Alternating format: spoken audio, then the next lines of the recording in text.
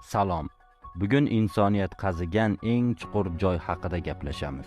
Bu yer yuzidagi inson qazigan eng chuqur joy. Hozir beriladigan ma'lumotlar sizni qo'rqitishi mumkin. 19 yil davomida olib borilgan qazilma ishlaridan so'ng ular 12,000 metrdan oshiqroq chuqurlikka yetishdi va qahramonlarimiz ushbu chuqurlik tubigacha mikrofon tushirishga qaror qilishdi va mana bu yozuvlarni yozib olishga erishishdi.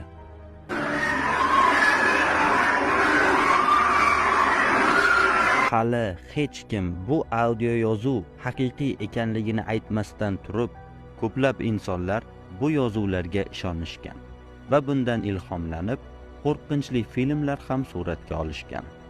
Hattoki biz do'zax eshigigacha chuqur kavladik nomli maqolalar ham chiqqan. Lekin bu audio yozuvlar rostmi yoki yolg'onmi, buni haligacha hech kim bilmaydi.